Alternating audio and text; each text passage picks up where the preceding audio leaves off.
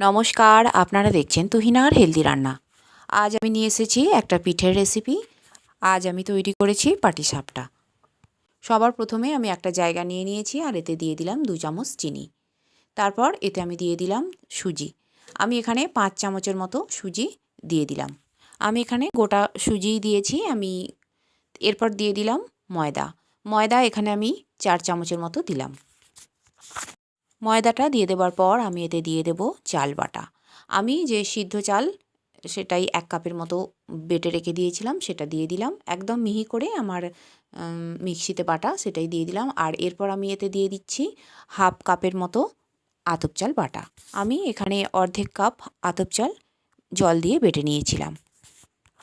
এরপর আমি এর ওপরে দিয়ে দেব স্বাদ মতো নুন। নুনটা দেওয়ার পর আমি দুধ দিয়ে এইগুলোকে ভালো করে মিশিয়ে নেব। 1 গ্লাসের থেকে একটুখানি কম আমি এখানে দুধ নিয়েছি।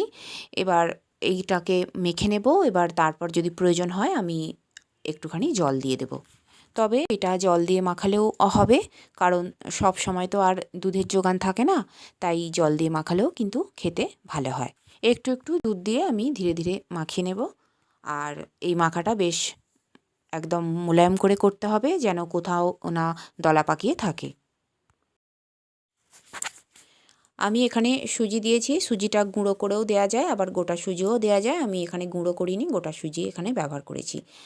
আর এবারে বাকি দুধটা সবটাই এখানে দিয়ে দিলাম। আর এবারে গ্লাসটা ধুয়ে একটুখানি এতে জল দিলাম। ব্যাটারটা এমনভাবে তৈরি করতে হবে যেন খুব ঘনও না হয়, আবার খুব পাতলাও যেন না হয়। এখন আমার এই ব্যাটারটা তৈরি করা হয়ে গেছে। এবারে আমি এটা কিছুক্ষণ চাপা দিয়ে রাখবো।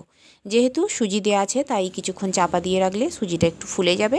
আর চাপাটা খুলে এবার আমি দেখে নেব যে এটা কীরকম হয়েছে। মোটামুটি এইরকম পাতলা ব্যাটারটা হয়েছে। এখন কড়াই ফ্রাই প্যান বসিয়ে দিয়েছি আর তাতে দিয়ে দিলাম 1 ফোঁটা তেল, আর তেলটা ভালো করে ছড়িয়ে দিলাম। এখন তেলটা গরম হয়ে গেলে আমি এতে 1 হাতা ব্যাটার দিয়ে দেব। আর এরপর ব্যাটারটাকে ভালো করে ফ্রাই প্যানে ছড়িয়ে দেব।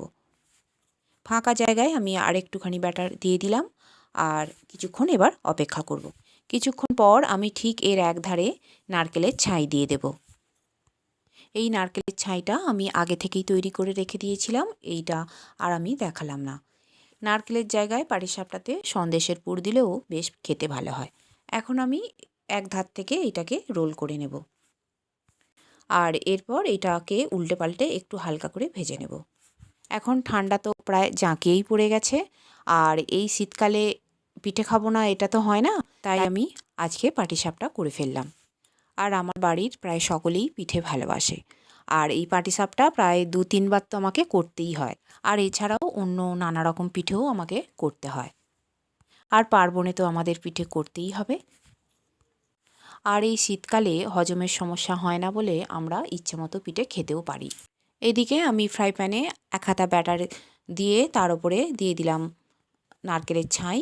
আর কিছুক্ষণ অপেক্ষা করার পর আমি এবার হাতে করে একটু ধীরে ধীরে রোল করে নেব। একটু আস্তে আস্তে করতে হবে, না হলে এটা ছিঁড়ে যেতে পারে। আর এবারে আমি এটাকে একটু ভেজে নেব। একটুখানি সাদা তেল দিয়ে দিলাম, দিয়ে হালকা করে ভেজে নেব।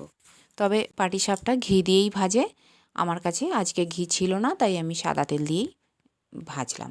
সাদা তেল দিয়েও ভাজলে অসুবিধে নেই। এবারে এটা হালকা করে ভেজে আমি একটা প্লেটের ওপর তুলে রাখলাম। আবারও আমি ফ্রাই প্যানটায় হালকা করে তেল মাখিয়ে নিলাম আর 1 হাতা ব্যাটার দিয়ে দিলাম। আর কিছুক্ষণ অপেক্ষা করার পর আমি এর এক ধারে নারকেল ছাইটা দিয়ে দিলাম। এখন এর এক ধারটা আমি হাতে করেই তুলে নিয়ে নারকেলের ছাইটার ওপরই একটু মুড়ে নেব। আর তারপর আমি খুন্তি দিয়ে আস্তে আস্তে এটা রোল করে নেব। আর এখন এতে দিয়ে দেবো একটুখানি সাদা তেল আর একটুখানি এপিট ওপিট ভেজে নেব। এখন এটাও আমার তৈরি হয়ে গেল, এটাকেও আমি তুলে রাখব। এইটাকে প্লেটের ওপর তুলে রাখার পর আমি আবারও 1 হাতা ব্যাটার ফ্রাই প্যানের উপরে দিয়ে দেব আর চারিদিকে ছড়িয়ে দেব। আর এই পাটিসাপটা করার সময় আমার গ্যাসের ফ্লেম কিন্তু মিডিয়াম থাকবে, বা মাঝে মাঝে একটু কমিয়ে দেব।